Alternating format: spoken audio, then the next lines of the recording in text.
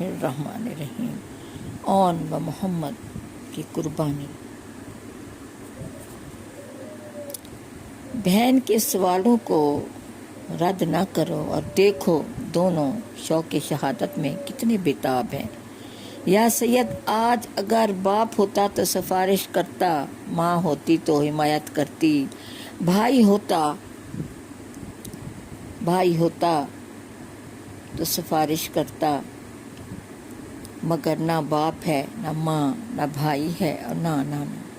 پھر کس کی سفارش لاؤں، کس کی حمایت حاصل کروں اور کس کی مدد تلاش کروں؟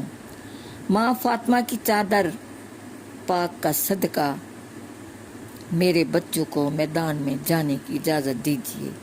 مظلوم کربلا نے ایک بار پھر اپنی بہن کو سمجھایا کہ زینب اپنے اس ارادے سے باز آ جاؤ اور اپنے بچوں سے کہو کہ وہ خیمے میں جا کر آرام کریں۔ آج ماموں کے پاس موت کے سوا اور کچھ نہیں ہے اور میں اپنی بہن کی عمر بھر کی کمائی کو لٹتا ہوا نہیں چاہتا دیکھ سکتا۔ بہن زینب نے پھر پاؤں پکڑ لیے اور پھر دستے سوال بڑھا دیا کہ بھائی حسین سخی باپ کے بیٹے ہو، سخی ماں کے لخت جگر ہو اور سخی نانے کے نواسے ہو۔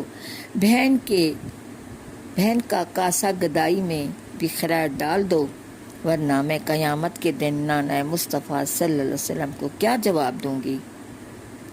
باپ علی کو کون سا منہ دکھاؤں گی اور ماں فاطمہ کے پاس کس طرح جاؤں گی؟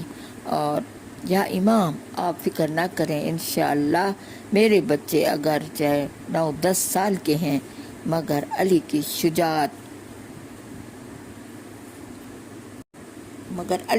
شجاعت پر حرف نہیں آنے دیں گے، اور میری کمائی آج اگر نیک کام کے لیے اور نیک مقصد کی خاطر لگتی ہے تو لگنے دو۔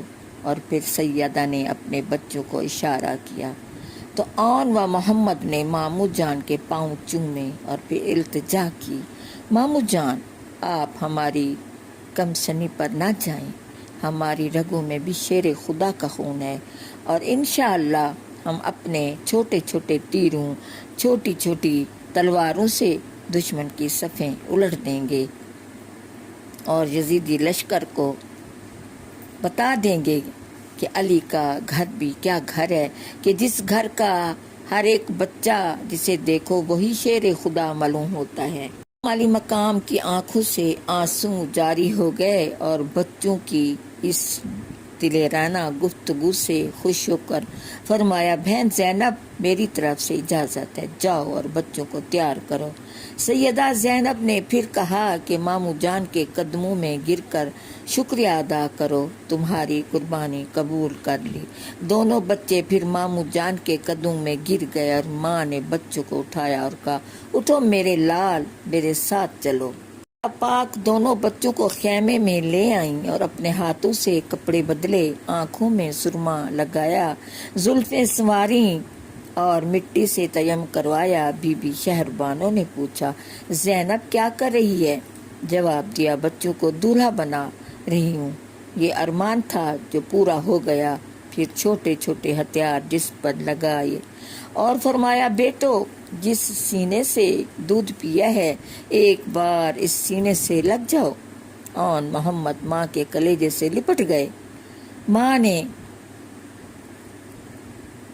گلہ بھر لیا، آنکھیں اشکبار تھیں اور زبان خاموش۔ فرشتے تڑپ اٹھے اور حوریں چلا پڑیں۔